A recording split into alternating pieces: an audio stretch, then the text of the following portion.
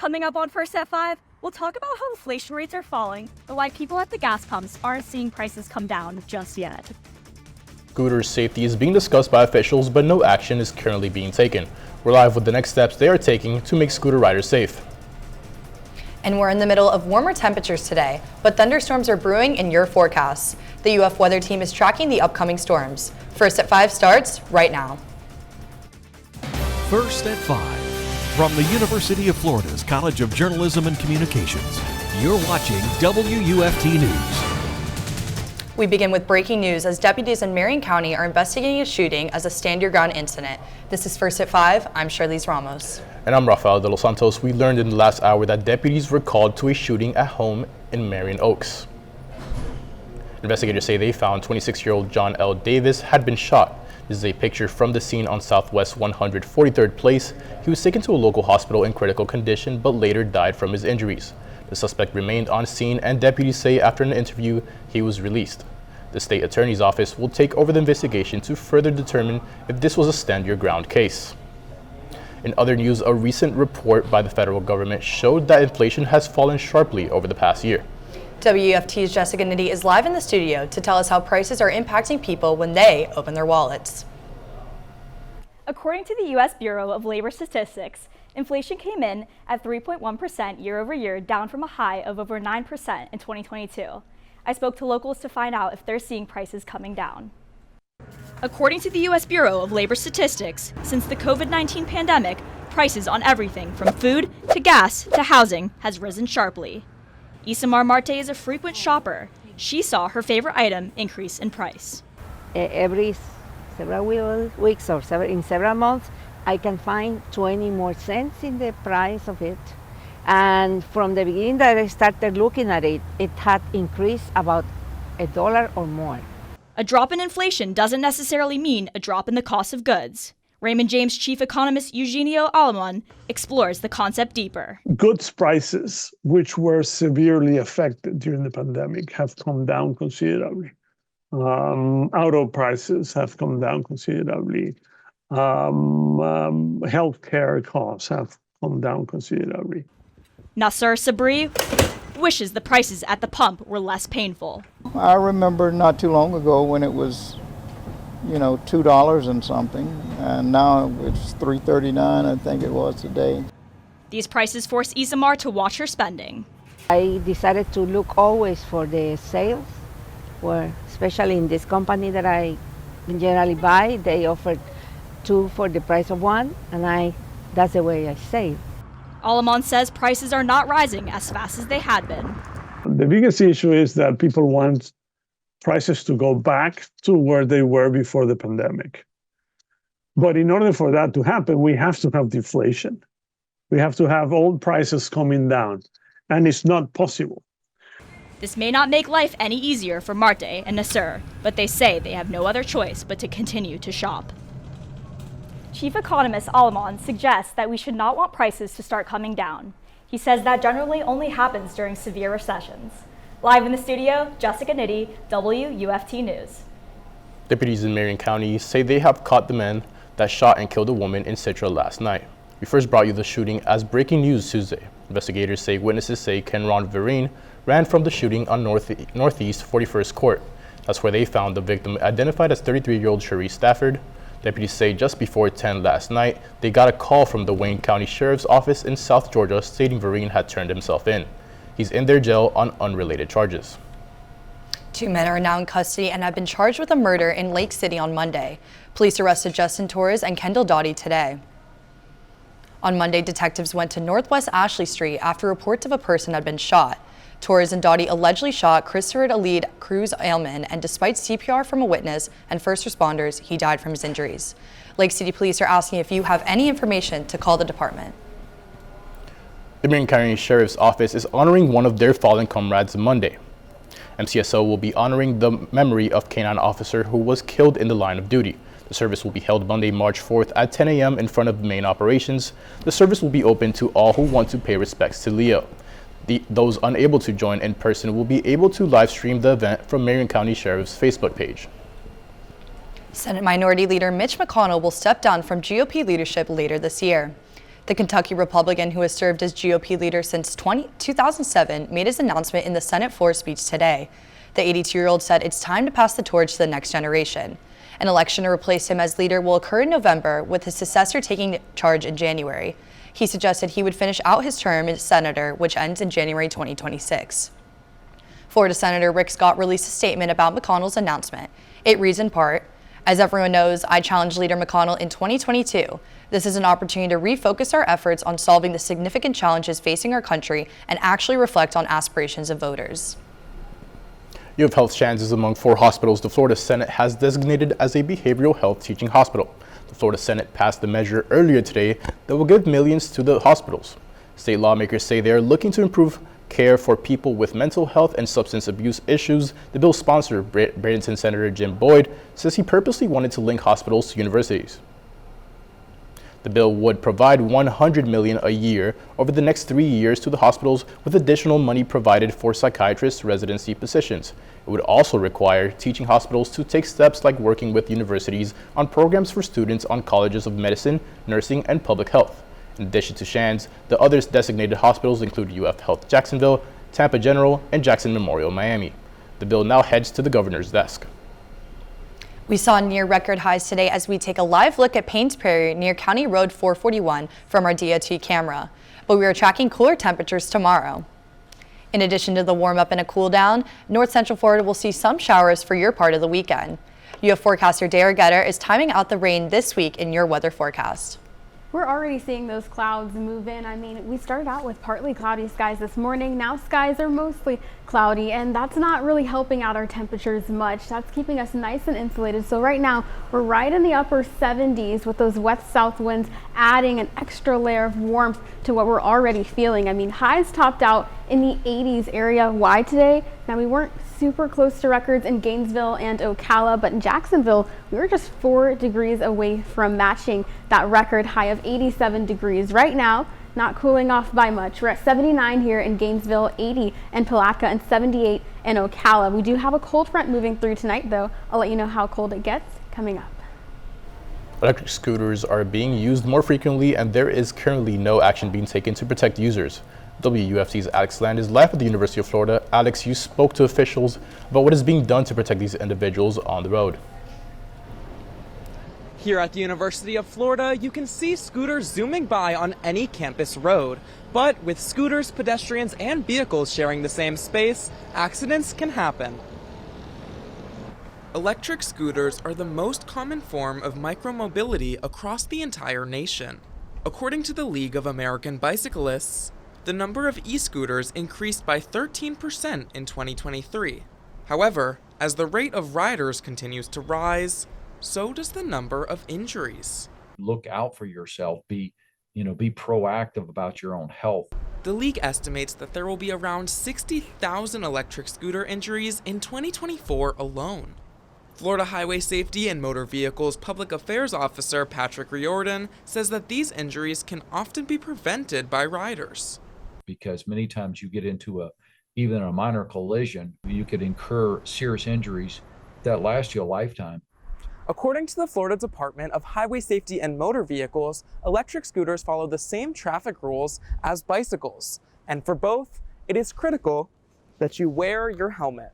A leading cause of scooter accidents is lack of visibility. Patrick says evening riders need to ensure that they have a white headlight visible from 500 feet away and a red tail light visible from 600 feet away. If you're driving in a metropolitan area where there's electric scooters, if everybody will take an active role in operating their vehicle as safe as possible, then we have the least amount of conflict.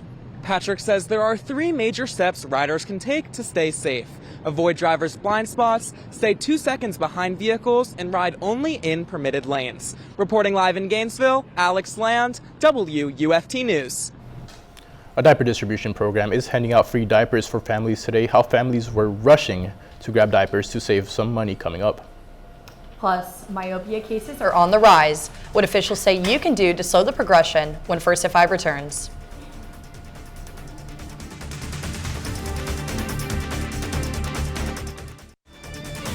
You're watching WUFT-TV News. Parents can spend up to $1,000 a year on diapers. One local organization offers a free diaper distribution program to assist with the costs. WFT's Natasha Holt attended the distribution event and talked with families who were grateful for the diapers. Parents flocked to the Alachua County Library headquarters this morning, but they weren't in search of books. They came instead for diapers. Some arrived hours early with the goal of being the first in line to receive a pack, and in about 30 minutes, they were all gone.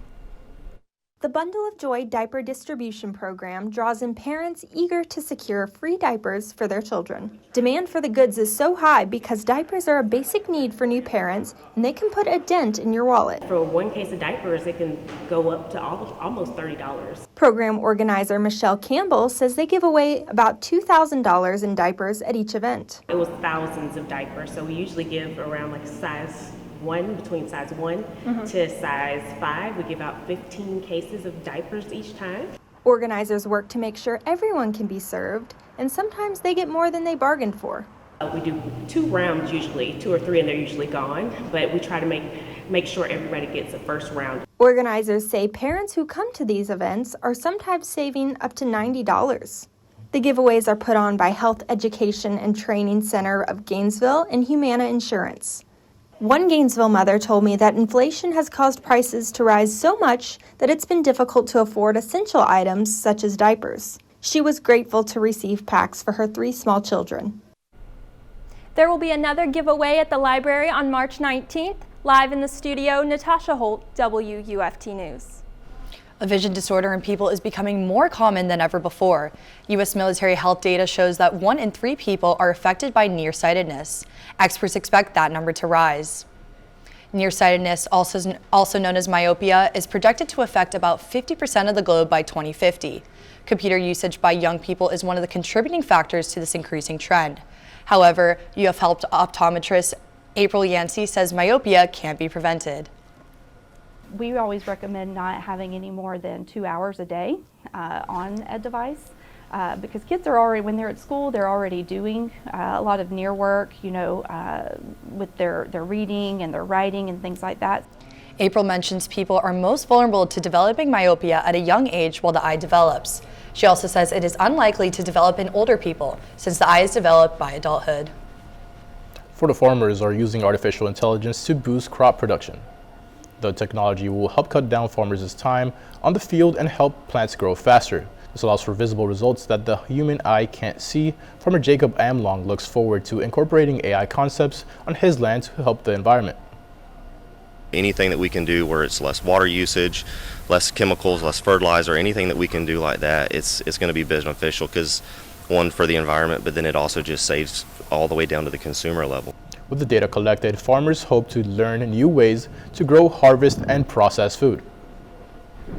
Rain chances are on the rise as we head into the weekend. I'll break down the timing for you and we'll talk about what's causing all of this coming up.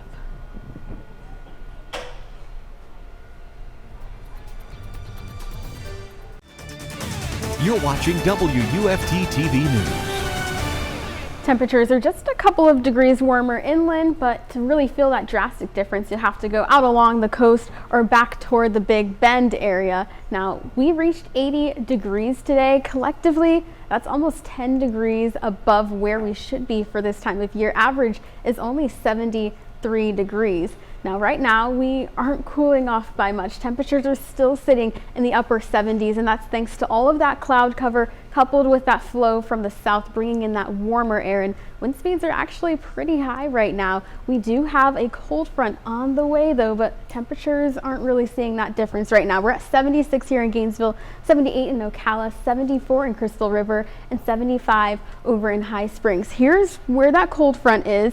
Behind it, we're seeing lots of storms across the southeast, even stretching up to the north. Now, by the time this cold front makes it to our area, we're not going to initially see any rain. It'll be dry, but we're definitely tracking that rain as we head into the weekend. Right now, it's pretty breezy ahead of that front. Wind speeds around 20 miles per hour, and we're going to continue to feel pretty high wind speeds as that front begins to push closer and closer to our area. And then we'll also see that cloud cover continue to remain pretty pesky this evening. So lots of cloud cover. And then after that cold front passes through, you will notice that some fog might develop in your area. So if you're headed out the door early tomorrow morning, just keep that in mind. Leave a little bit early. Today we reached 80 degrees, but tomorrow our high is only going to be in the upper 60s. So we're not going to be seeing that cooler air for long. Rain chances aren't even going to help with our pollen count as we head into the weekend. Pollen count is going to remain pretty high, so if you are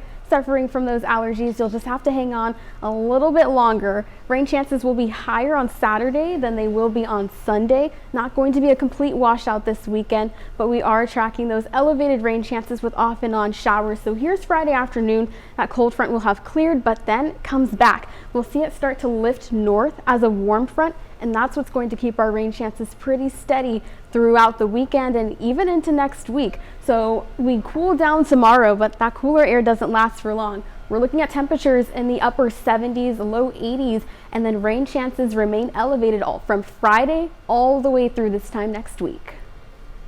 Coming up in sports, we'll talk Gator Baseball's loss to Stetson and how they can bounce back tonight against Bethune-Cookman. Also, here's a live look into the O-Dome, where Gators men's basketball and the Missouri Tigers are warming up for tonight's matchup. All that and more when we return from the break. You're watching WUFT-TV News. Welcome to sports. I'm Daniel Haviv. Gators men's basketball is in prime position to secure a high seed in the NCAA tournament. WUFT's Bradley Shimel is live at the O'Connell Center. Bradley, the regular season is winding down. That's right, Daniel. Tonight, Florida will host Missouri for their second to last home game of the regular season. Last time these two teams met up, the Gators defeated the Tigers 79-67. While both teams shot under 45% from the field that game, Florida's come a long way since then. The Gators have won 8 of their last 9 SEC games and currently lead the country in total rebounds. They look to have their way with Missouri tonight, who has yet to win an SEC game this season. Along with tonight's game, there are lots of other matchups with big implications for the SEC tournament. Tonight, the SEC's #1 seeded Tennessee Volunteers will host Auburn. And later tonight, South Carolina will play Texas A&M. And Alabama will face Ole Miss on the road. Florida could use all the help they can get as they look to earn a top 4 seed in the SEC tournament. Tip-off is scheduled for 6:30 p.m. tonight. Reporting live inside the O-Dome, I'm Bradley Shimel. Back to you, Daniel. Thanks, Bradley. Over to the Diamond. Gators baseball suffered their second loss to an unranked team this season last night against Stetson. Florida was beat by the Hatters 7-4, and once again, pitching was an issue from the start. The Gators have allowed 4 or more runs in 5 out of 7 games so far this season, with most teams reaching that mark within the first few innings.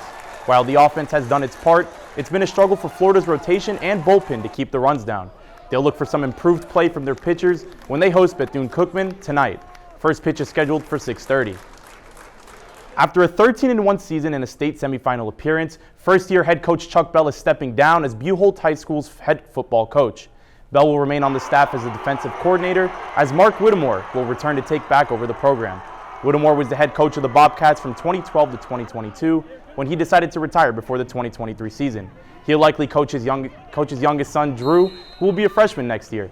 Whittemore will look to lead Buchholz back to the state semifinals, but this time stand on business. High school baseball was in full swing last night with numerous local teams in action.